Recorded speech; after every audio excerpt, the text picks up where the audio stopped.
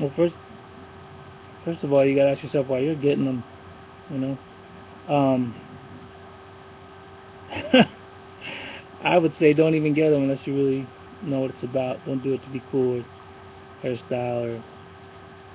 I think that's one of the. I mean, that's not the reason why I cut them, but one thing that made me comfortable about cutting them was that it has become such a fad, and you know, when you can get dreads at your local parlor and stuff, and it's not cool anymore. You know, when I grew up, you know, being a dread was about humility, and when people looked at you, it was because they thought you to be the low man on the totem pole, you know, in society. Um, you know, now it's the cool thing to do, so don't do it for that reason. You are cool, but you got to kind of love it, and if you plan on being a dread for the rest of your life, so be it. You know, I know I've been asked this question why I cut them and stuff. The main reason, or the only reason why I cut my dreads is just because, you know, it was just more of an interchange.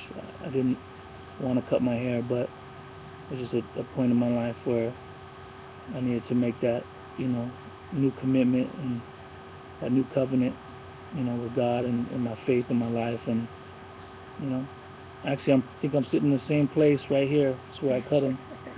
My wife and my that's been the number one question in yeah, my wife and my wife and my daughters cut my hair, and I cried like a baby the whole time. Because we should have videotaped that. No. you know what? At first it was like obviously that was like I knew that's what everyone would want to see, but it was so personal, yeah. and so obviously it had been on my heart for a minute to do, and I was just out here in April. It was actually April 1st. The funny thing is April, you know, Fool's Day.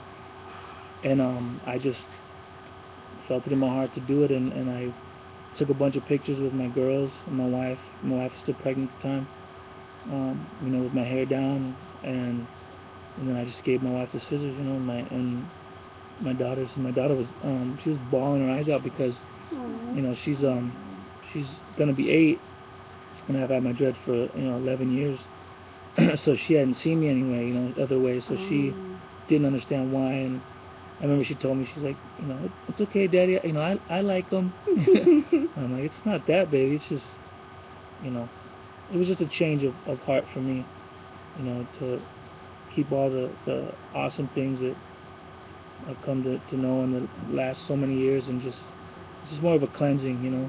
Yeah. But I'll go them back, man.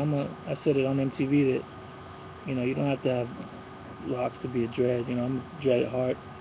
I've always been, and when I was a kid, my mom wouldn't let me get dreads either because back then it was filthy and it was dirty. If you do, just keep them clean. Don't be like the rest of the scrubs that just throw other stuff in their hair and they stink when they walk by. It's like, take some pride in yourself and take some pride in your dreads. Let's see. And I do still have them, so if anybody would like to buy them, no, I'm just kidding. I've been asked that. I'll buy them. I'm like, no way, dude. Hang one in your room. I'm gonna bury them somewhere. Get them framed. Yeah, that'd be kind of twisted. It's just hair, people. Yeah. RV510.